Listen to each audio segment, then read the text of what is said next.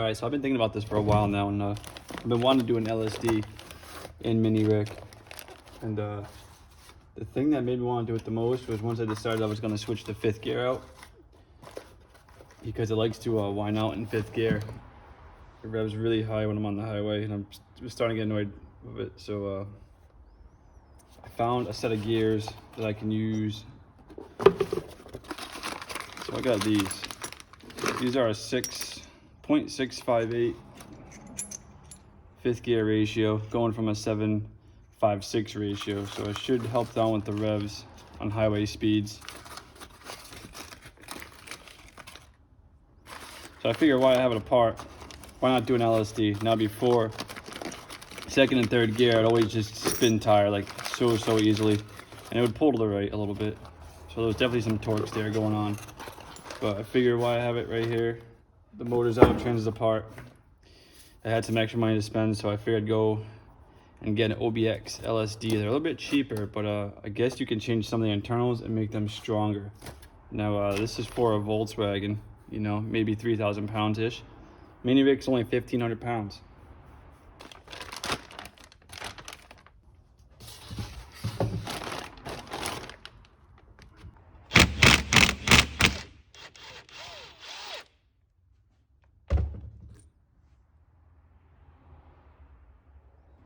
So yeah, straight out of the box, I'm already taking this thing apart. From what I've read about these OBX LSDs, there's a couple of washers inside, these preload washers, and from what I've read, they are prone to cracking and not lasting very long. And when that happens, there's no longer a preload on the axles, and they become very noisy. So one thing they recommend, well, not OBX themselves, but from what I'm reading, people are saying take them apart and replace those washers right off the bat. And I already found a site that sells a better quality washer. So all I'm gonna do is take it apart, measure the washers as they request, send them the info, and I'll buy the upgraded washers, slap them in. They recommend to get a better bolt as well. These are probably like a low grade steel. I guess they, from what they say, they strip out easily if you tie them too tight, but I would imagine if you just put it together not too tight, they'd be fine. But they're only a couple bucks more, so I'm gonna get the bolts too.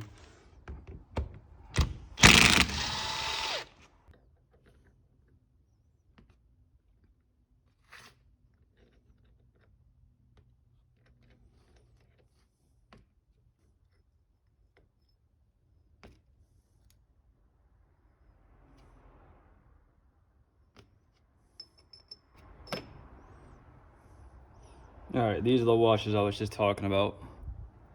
So they have like a little curve on them.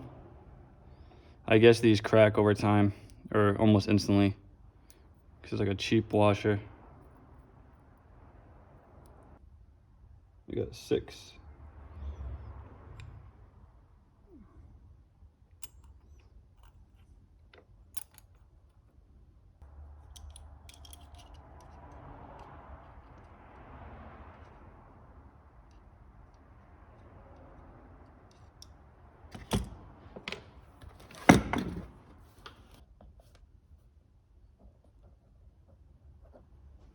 All right, cool. Now I can put it back together for now. I can order these washers, and then when those come in, I'll finally take the trans apart and put it all together.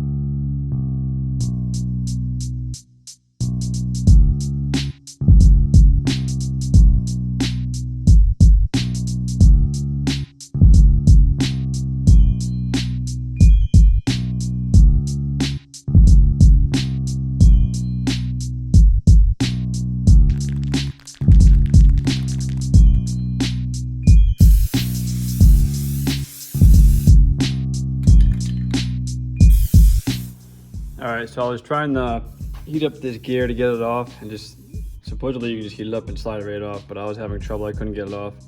So I'm using a puller. I had to modify it to fit ever so slightly between this gear, and that's where I can just like effortlessly. So let's get this off real quick. It's almost there. And then we'll try to get the rest of the 5th gear off. I think that's just the hub.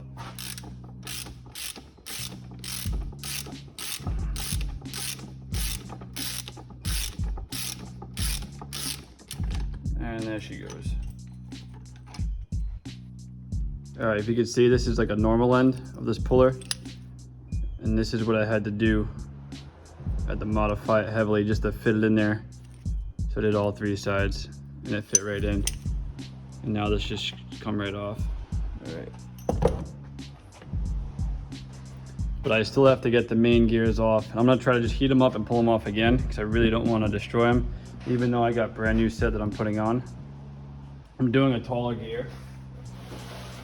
I think I already mentioned it, I'm not sure. But either way, these are the standard gears that are on there. The final drive, or the final fifth gear ratio is 7.56.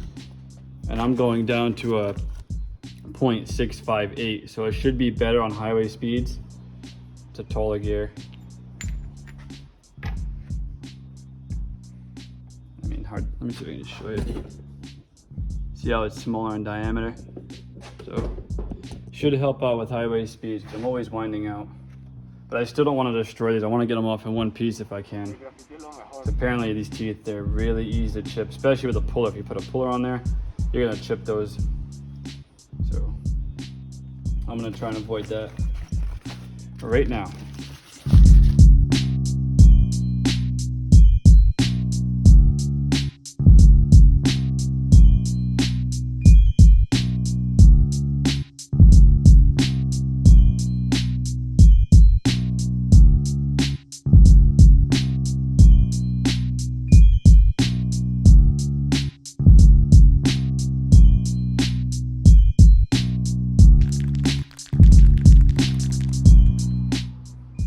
So I'm having a hard time with this 5th gear. I did heat it up. It's starting to go a little bit. I'm using a method I don't really want to do, but if I just take my time, my patience, I should be able to get it off without breaking it. But yes, I am prying it underneath these gears, and I'm just gonna go slow with it and take my time. I should be able to get it off. I'm at a point where I put it in, I push down. I'm not really pushing down on the edge of the teeth. I'm just basically pushing down on the face of the teeth on this side, on the bottom. So I think I should be good. I'm gonna keep at it. I've only been at it for 3 minutes so far, so not clear I don't have patience for this, but I should be able to get it off within the next 3 minutes. Here we go.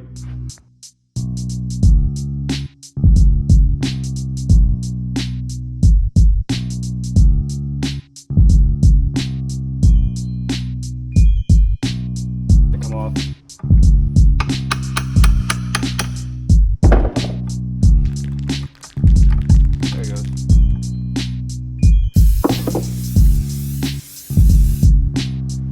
Teeth look good to me. Alright, cool.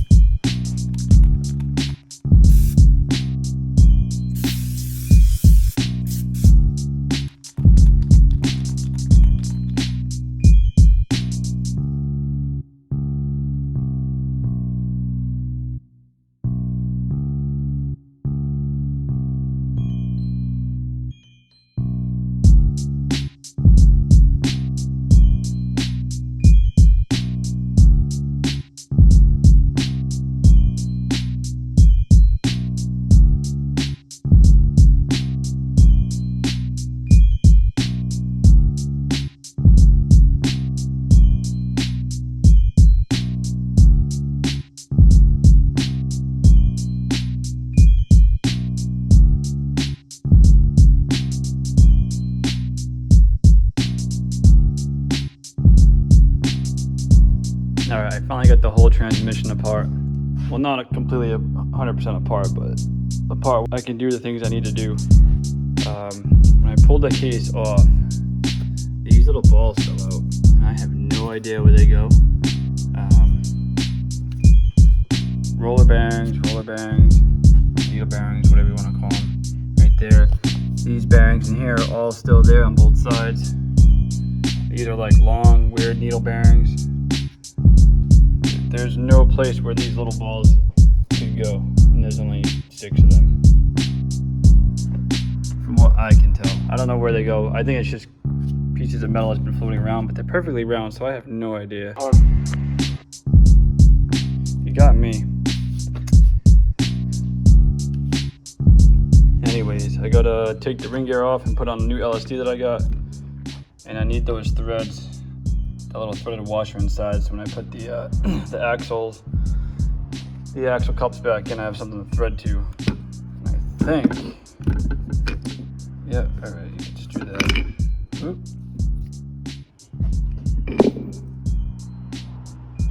Alright, there's one.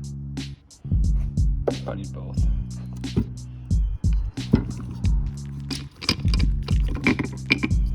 And there's the other one. Alright, cool. Other than that, I need this gear for the speedometer. So I need to pull the bearing off and get that off. I did get new bearings, the new diff, and I need to pull off this ring gear. I'm gonna try and grind these flush and then just bang them out or press them out, one or the other. And then we can, I guess, put it back together.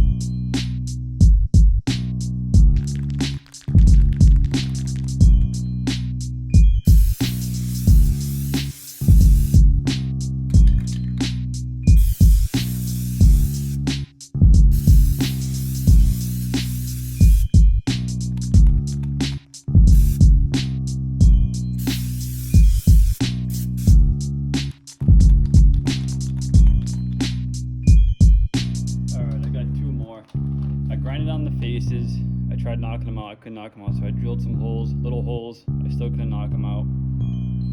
I went 2 sizes up in drill size, and now I'm starting to be able to knock them out. I only have 2 left, with this one and this one. I didn't want to drill them completely out because, see how it's hard to see, but it's not perfectly centered. These, what do you want to call them, rivets, I guess? They have a hole in the center, but it's not really. The drill bit would walk off to the side, so I just didn't want to go full on diameter of that with the drill bit.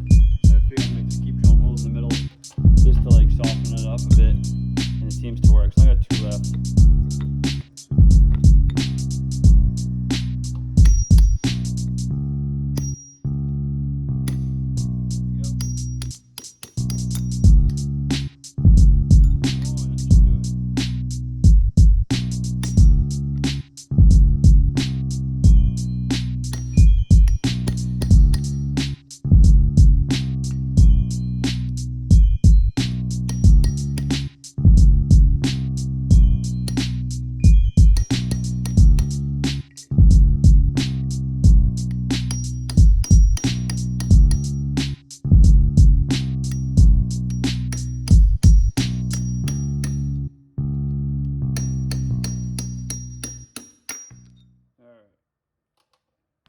I probably need to press the ring gear off the diff though for the carrier.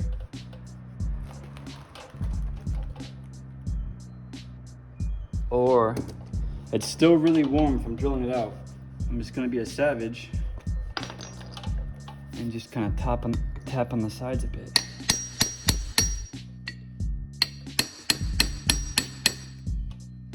Because that's just what I do.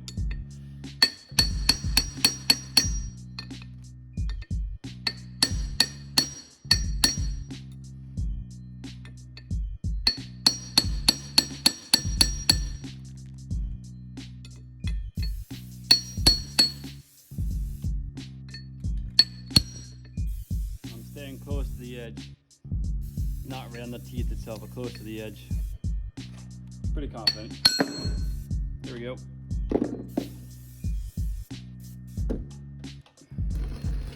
And I did put a little mark in it right there with the grinding disc, so I know which way this would go on the new diff. I think it's pretty much the same on both sides, but I know this goes up.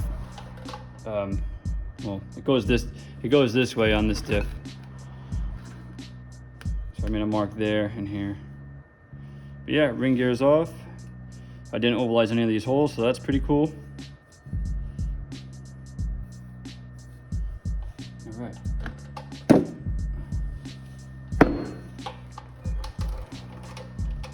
All right, so I did go ahead and start reassembling the LSD. I did get the washers in there, the ones that go through the cups and theoretically just bolt it to it so it doesn't move. They're in there on top and bottom.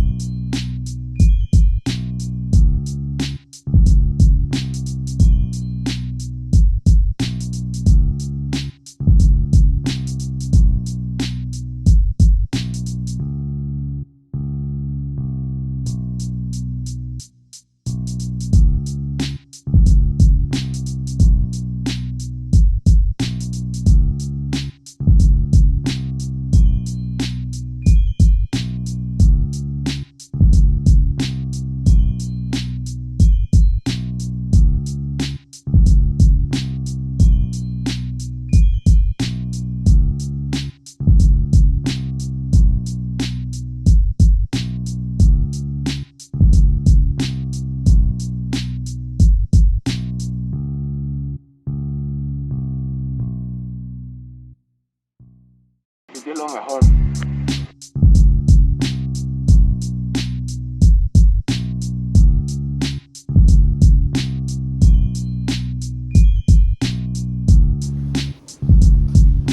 Alright, I was nearly done putting this trans back together, and every time I would turn up the case, it took me like 20 minutes to figure out, but every time I turn up the case,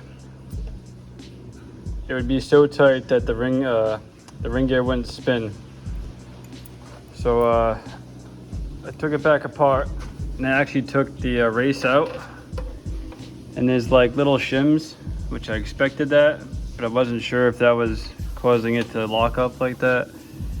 So I took one out so far, and now I'm gonna press this back in and see if it'll the ring gear will still spin easily. Oh, now it's been locking up.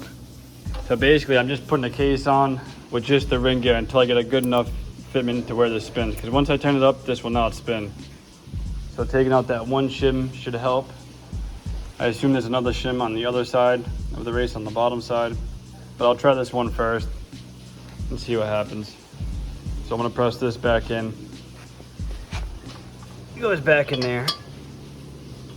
So I'll press it back in, I'll fit it back up, and then I'll try again. All right, so after I put the two shells back together, I only got 2 bolts on each side. Pretty tight, it still won't turn. But if I loosen it up just a hair,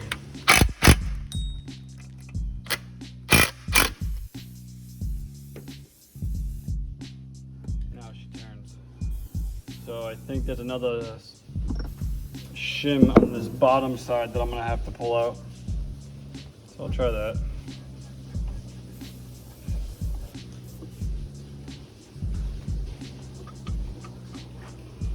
All right, so I'm gonna have to pop this race out.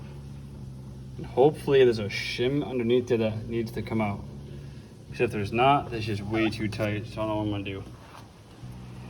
So yeah, I'll take that race out and see what happens.